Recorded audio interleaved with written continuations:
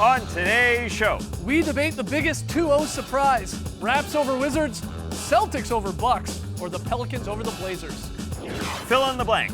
Eric Bledsoe's trash talk was. The game you're most excited for tonight is.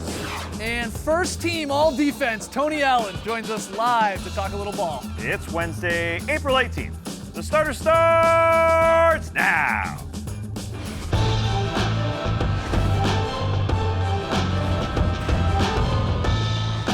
Good evening, Sweet World, and welcome to The Starters, presented by Jack Daniel's Tennessee Honey. Whether you're joining us live right now on NBA TV, watching later on YouTube, maybe listening to the podcast, doesn't matter. We're happy to have you. I'm Jay Skeets, and alongside me, as always, that's Tass Mellis. Thank you for joining us. To his right, the international man of mystery, taking it to the max with a new haircut, Lee Ellis. Friend. Whoa!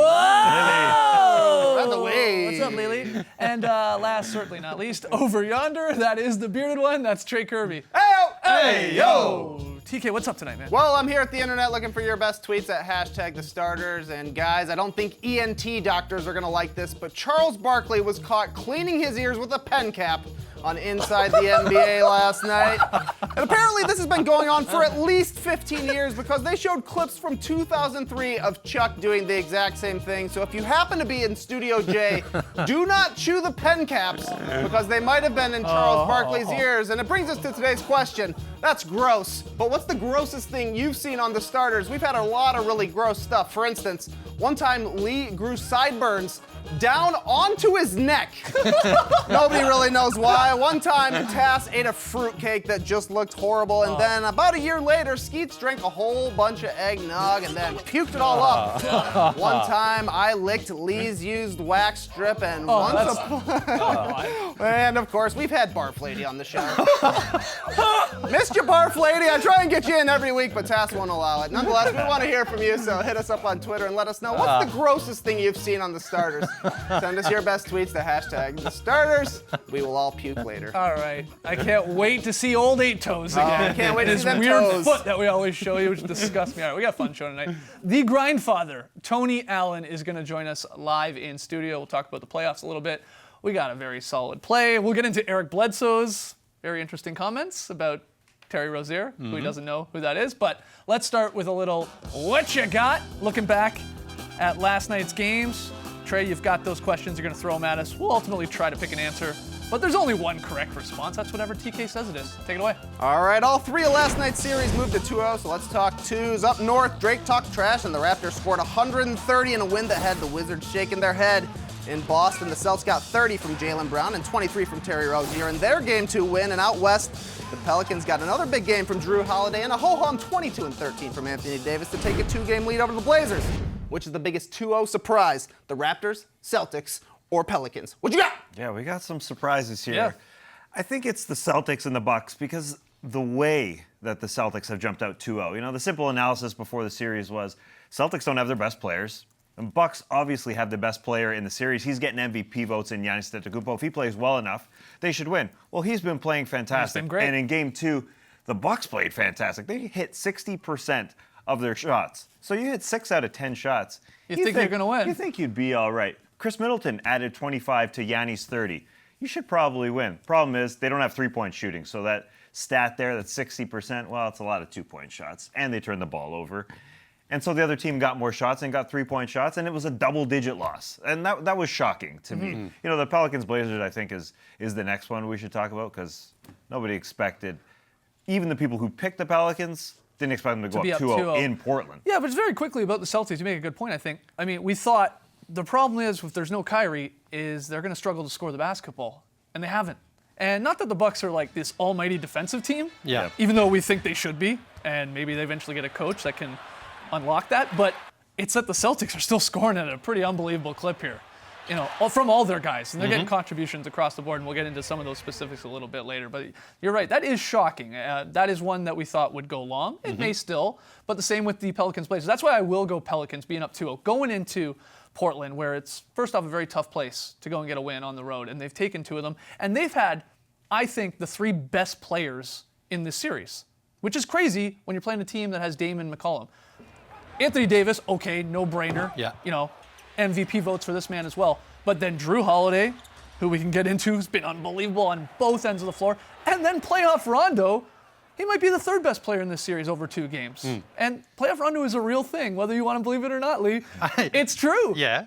He plays no, he's been unbelievable. playing well. I mean, I'm not going to deny that he's been playing well. You got to remember, he did quit on his team during the playoffs one time as well. Fair. So that's That also wasn't playoff That Rondo. wasn't playoff Rondo. But as far as Drew Holiday goes, the Blazers have got to find a way to keep him out of the paint. He scored 34 of his 54 points in this series in the paint. That's Yep. the second most in the league, only to Giannis as far as the whole playoffs is concerned, points in the paint. He just strolls in there, does whatever he wants, gets easy shots, and if they do collapse on him, he just fires it out to someone or throws it to Davis or gets it to somebody else to score the ball. He has had no resistance whatsoever getting inside and doing whatever he wants, and that's, I think, the biggest concern for the Blazers is, I know CJ and Dame are sort of struggling offensively, but defensively, they're not putting any blockages in front of Drew Holiday. So his confidence is great. He's gone in for dunks. He's getting layups. He's getting easy, uncontested shots. Yeah, I think part of the problem is they can't really decide if they want to leave Anthony Davis. They have 2 sets of eyes on Anthony Davis at all times, and then when they go to Drew and Rondo, then Anthony really kills them. What was surprising,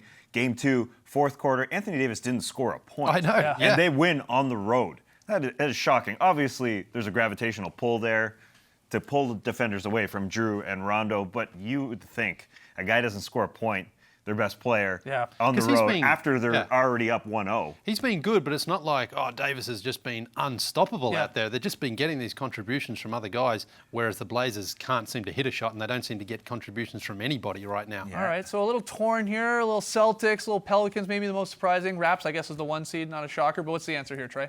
It's the Pelicans for me as well. They look like they could beat anybody right now. Anybody. And speaking of the Pelicans, a big reason for that win, you guys mentioned it, Drew Holiday. He went for 33 points and 9 assists while helping hold Damian Lillard to just 17 points on 18 shots. Up north, DeMar DeRozan didn't try to go out and score 30 or 40 last night, but he ended up with 37 in a win anyways. And Jaylen Brown had the force of a dragon, becoming the youngest Celtic ever to score 30 in a playoff game. But what was the best Game 2 performance? Holiday, DeRozan, or Brown? What you got? I'm going to go with Jaylen Brown, the young guy here, scoring 30 points, youngest in Celtics franchise history, which is kind of a shock. Actually, Yeah. I didn't think that would have been a record that would have stood. But he didn't fill up the box score, but offensively, I thought he really gave them good bursts, especially in the first and the third quarter. He gave them good little runs of his own where he scored 6 to 8 points, and it just sort of energise the Celtics, because we talked about their offense and they do it by committee right now. There's a lot of guys contributing. Rozier's been great and Horford and those guys. But I just felt Jaylen Brown was that one guy who last night, especially as Tatum didn't have a great game, gave him that extra boost. So for a young guy, I'll go with him just because it's, again, Game 2, at home in front of his fans, did a fantastic job. Yeah, I'll go with DeRozan here. I'll make a case for him. And I know the Raps got up to a huge lead in that Game 2 against the Wizards. But in the third quarter, John Wall tried to single-handedly start bringing the Wizards back into it. They whittled that down to a 5-point game with 8 minutes to go. And that's when DeRozan truly did take over. He scored 6 of the next 9. He extended that lead back to 12. It was a wrap. Finished with a career high, or tying a career high in the playoffs of 37. What's happened to him now is he's become a threat when he doesn't have the ball in his hands.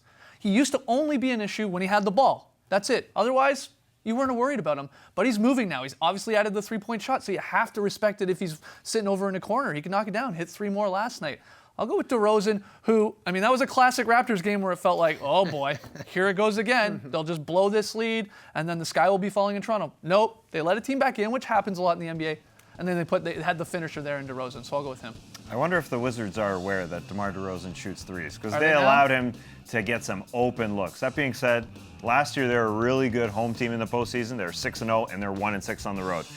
So maybe they turned it on at home, but this feels like a different team. It does. All right, Trey, what's the answer to this? Drew Holiday. Drew know Yeah, what it that's is. it. Yeah, It's that's got to right. be It's Drew good. Holiday. He's been maybe the best guard in the playoffs. Harden's only played 1 game so far. Good point. That's a good point. All right, got to take a break. When we return, Eric Bledsoe, doesn't know who Terry Rozier is. Do you love it or do you hate it?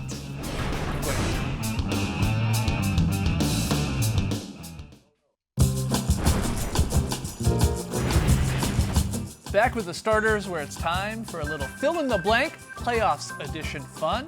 Trey, my man.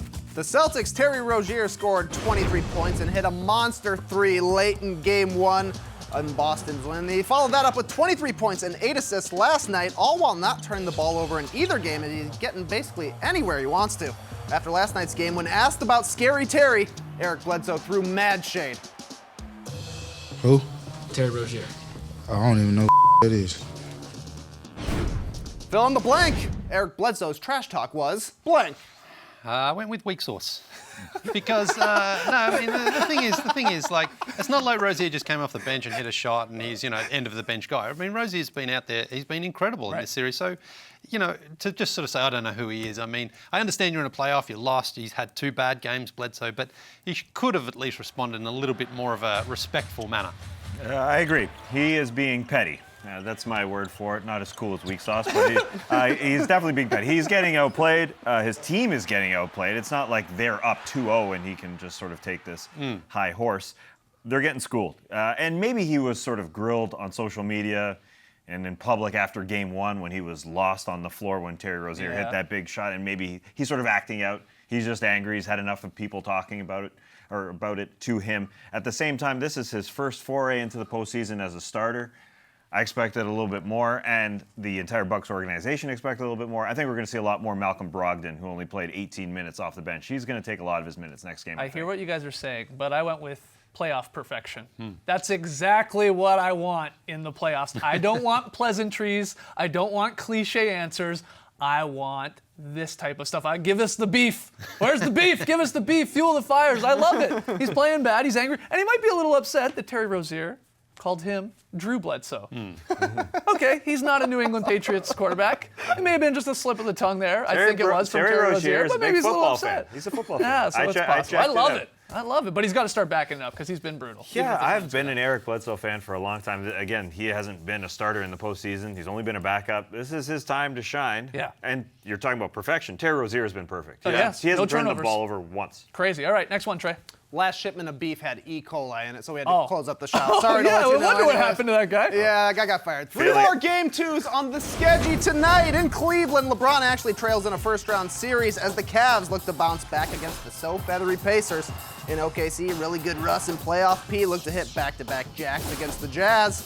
And in Houston, the Wolves will look to hold James Harden under 44 as they try to even up their series with the Rockets. Fill in the blank. The game you're most excited for is blank. What do you got, I'm going Cavs Pacers because this is the first time LeBron's lost a game in the first round forever, basically, it feels like. And I want to see how they respond because the Cavs have come into this playoffs not looking fantastic, not convincing. So we'll see. Does it take a special LeBron like a Celtics Game 6 of 2012?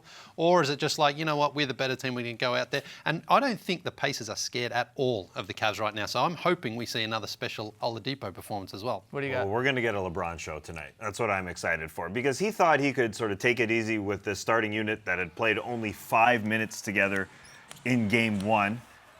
But now he knows. He knows that this Pacers team is way too good to just chill.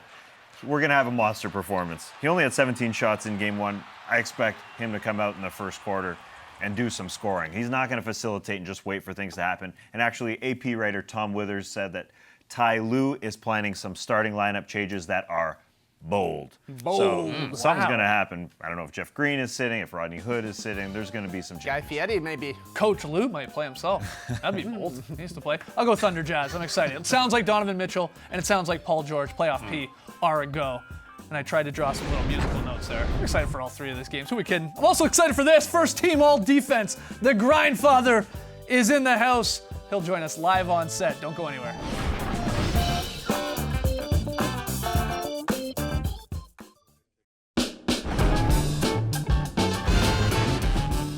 The Starters is brought to you by Jack Daniel's Tennessee Honey, official partner of the NBA.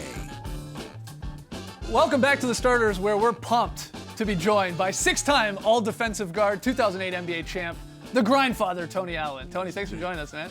Glad to be here, man. We really appreciate it. First question. You played 14 years in this league so far, nearly 1,000 games when you factor in the playoffs. Now, you had a rough year because of injuries, not currently on a roster. We're not done seeing Tony Allen play NBA basketball, right? You're planning on playing next year. No, whatsoever, man. Looking forward to next year in free agency, coming into a team that's trying to, win it all. Definitely want to be a part of that, and sky's the limit once I get back on the court. You're only 36 years old, right? Yeah, that's it, just 36. You're only 30. You're a young cat. You're a young cat. Let's talk about the team you were with this year, the Pelicans. Yeah. You surprised that they're up 2-0, or did you know that they had this in them? None whatsoever. Just being in the locker room with those guys, I mean, from day one, looking at those guys' ambition to try to just go out there and win and just make a mark for themselves. Guys like Rajon Rondo being the vocal leader in that locker room. Anthony Davis been leading by example with his play. But most surprisingly, I've been seeing Drew Holiday playing like an all-NBA caliber guy. Yeah. And it's putting him over the hump. And, I like him. You got to be proud of that guy playing D the way he's playing defense. Yeah, it's crazy. When I used to be around, he used to always be like, do they got a fourth team all defense? I say, no, Drew, man, hey, listen, man, you be first team. And every day he cracked that. I mean, when he compete with some of the guards that's in his class and, he going up against, he'll get a stop, he'll look at me and say, first team. Yeah, you got it, man. But he's doing phenomenal right now. Yeah, he's playing great ball. Kobe once said that you were the toughest defender that he ever saw against. He gave you the shoes to prove it, signing them to you and handing them over to you. But let's flip the question around here. Who did you find most difficult to guard? He was a handful I'm sure he was. Considering the fact he fouled me out in like 7 minutes, it was a game I had never fouled out that fast of a game. But guys who probably gave me a fit, I would have to say would be KD. Mm-hmm. Okay, yeah, just because of his height? Yeah, his height. You can't really help off of him. His catch and shoot game is up to par. You give him too many freelance dribbles, he might pull from 40. Then meet him at the rim, he might dunk on you. So he gives you a lot of challenges defending him, but I have to say KD. As I mentioned, you're a 6-time all-defensive guard. More importantly, 3-time first team, as we all know. That is really the famous Tony Allen clip here. Coming up with the steal. Yeah. And then he lets the world know here. Yeah, like I was telling KG yesterday, I say the previous year I didn't make a team because of my hand injury, and I knew around that time the voting would start, and they wanted to mic me up. I said, you know what? That's a good idea. I'm gonna take advantage of this. Yeah, give them some I'm finna give them a little work. remembrance right here. So had a good game defensively. Unfortunately, we lost the series. I had an injury, but they were the champs that year. So big salute to those guys. Well, when our fans found out you were coming on, we blasted the gram. The number one question was, who does Tony Allen have on his first team all defense, all time? Ooh, a difficult question, yeah, but who's joining you? All right, first thing first, I got to put my boy KG on there. Okay. Gonna go KG. I'm gonna go Dikembe. Mm-hmm. Okay, nice. Can I put myself on there? Absolutely. Yeah. Tony out of two. And I'm gonna put MJ on there. He made it 9 times. All right. And for a point guard, I'm gonna say Gary Payton. There you go. That ain't bad. You wouldn't be scoring many points on that team. You wouldn't be getting many words in the locker room either with KG and Gary Payton. Man, tough locker room vocal, real loud up in there. All right. Well, before we let you go, we wanted to get you with some rapid fire questions. The only place to do that is to step into the grindhouse. Dig that. Yeah. It's getting hot up in here. We'll get you that graphic. You can blast that yourself. Like that. All right. So first one here. Favorite nickname, the Grindfather or Gucci? I got to go with the Grandfather. Okay. Grandfather, all the way. People know that one. What's the Gucci one come from? That's the Celtics. I'm glad I get to explain that, man. Around the time when I was playing with the Celtics, I'm pretty sure y'all familiar with Young Jeezy. We in Atlanta. He was the mainstream artist at the time. Mm-hmm. And me, I'm an underdog guy, So in anything that I see, the underdog, I'm rolling with the underdog. Okay. So Gucci Mane at the time was an up-and-coming artist. And I said, so this is the makeup. I'm going to roll with Gucci Mane. So every time they hear me playing warm-ups or they hear Gucci Mane, and all of a sudden people say they got tired of listening to Gucci Mane. Who playing the Gucci Mane? Gucci Mane. It's Gucci Mane. There you go. Okay. That's how that name came about. Now we know why. All right, next one here. Go-to karaoke song. This Is How We Do It or Rock With You? Rock With You. Okay. Rock With You. And there's evidence of you doing both of these tracks. Yes, indeed. I think Chris Vernon caught you here. Yeah, karaoke night. Oh, yeah, I was having hard looking at the words that day. Who's the guy beside you that looks like he belongs on the starters? Yeah, we were loving these moves. He actually won the karaoke. He got to sing with me for the title. Oh, wow. Okay, all right, I got you. All right, next one here. Favorite Grizzly big man, Marc Gasol or Zebo. Y'all gonna put me in that. Tough spot. Oh, the man. Both grindhouse, of those man. my brothers. Let me Yep. say that. Both of them. I have to. Both great teammates. They're great obviously. teammates and great-hearted guys, is what I was gonna say. They both, show love to me and my family. Let me get that out of the way. But if I had to go with one of the guys, Wow, that's tough. that's tough, man. I don't know. If I'm going for today's game, you want the range shooting big. But Zebo been stepping out, hitting that thing. Yes, he's added He's it. still going, yeah. Just So- like Mark. I'm gonna pass. This Okay, wow. Plead the fifth. Plead the fair. fifth. All right. Our final one here. This one's a tough one. We've asked a couple guys. Would you rather, you got to pick one, and this is tough for a guy that plays defense. Would you rather get posterized or get your ankles broken? Posterized all day. All day. I don't want to fall, because see, when you fall, it feel like you ain't up to par with what the game is moving forward to. But if you get dunked on, people get dunked on every day. Yeah. Right. At You're least doing your job. You're But playing a little everybody defense. don't fall to the ground. That thing what happened to Wesley Johnson, Yeah. I would never want that to happen. Tony, we can't thank you enough, man, for coming Thanks. on. Much love, Next bro. time you're back in the A, swing on by the show. Tony Allen, first team all defense. We got to take a break. Lots more still to come on the show tonight, including Lily's very solid play.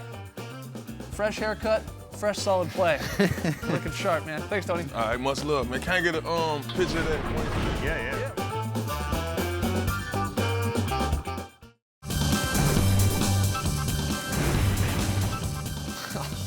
Gross. Absolutely gross.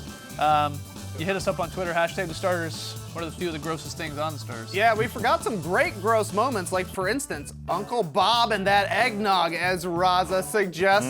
Totally forgot about that. And one podcast. Yeah. Well, Belly Nog. The And One podcast suggests Terry Rozier's spaghetti ranch and sugar sandwich. Actually, not that bad. That wasn't bad. bad. And Yeah. the greatest request, of course, comes from Agax, who says, Lee's Oh, good old friend 8 toes. I guess technically that's only 3 toes right there. I'm so tired of seeing that ugly foot. Four.